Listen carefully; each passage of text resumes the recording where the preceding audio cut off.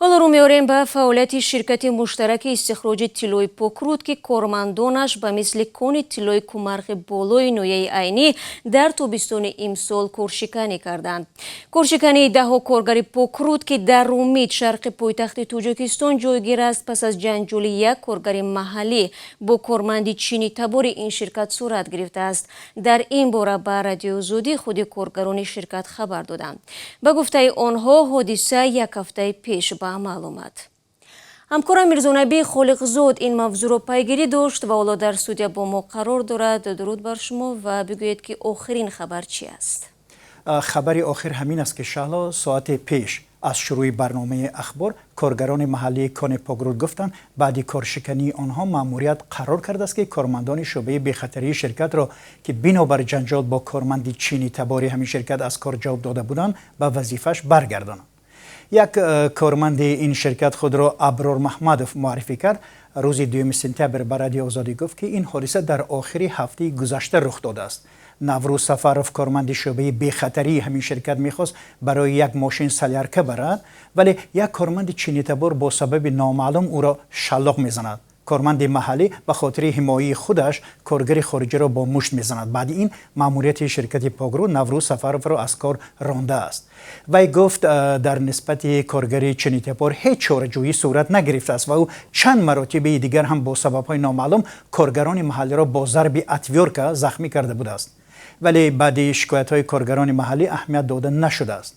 کوشش‌های ما برای پیدا کردن نظر مسئولان این شرکت نتیجه نداد و هم مسئولان محلی و چینی این شرکت حاضر نشدند وضع پیش آمده را رسما شرح دهند. اما برخی از کارمندان محلی این شرکت میگویند پس از اصرار آنها و با گذشت بیشتر از یک هفته نمایندگان مأموریت شرکت روز 2 سپتامبر آنها را پذیرفته به حرفشون گوش داده است.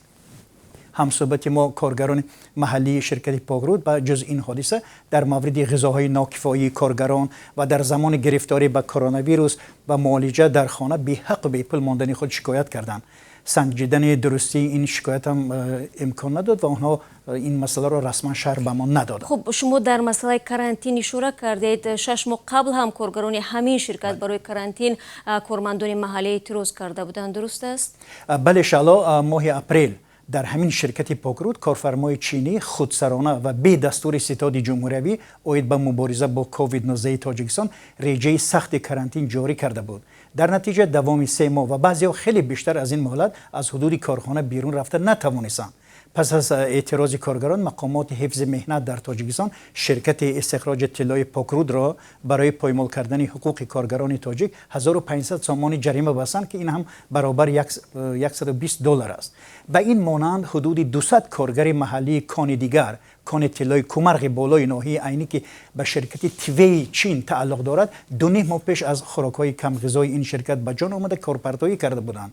در نوار ویدیویی که کارگران محلی شرکت توی روز 25 ایون همون وقت به رادیو آزادی فرستاده بودند دیده می شود که دهها کارگران با لباس کاری گردی هم آمده اعتراض دارند. کارگران این کارخانه بلانکو گفتند ماهانه آنها تا 2000 سومانی است و با علاوه پولی برای غذا بیش از 3000 می شود و این هم برابر به $270 است. ولی در شرایط گرانی نرخ‌ها این مبلغ هم نمیتواند خانواده آنها را همه جانبه تامین کند. همین است. بله، تشکر برای این صحبت. من یادآور میشم که چین یک شریک مهم اقتصادی تاجیکستان است و محض شرکت‌های چینی استخراج اکثر کان‌های طلای تاجیکستان را در دست دارد.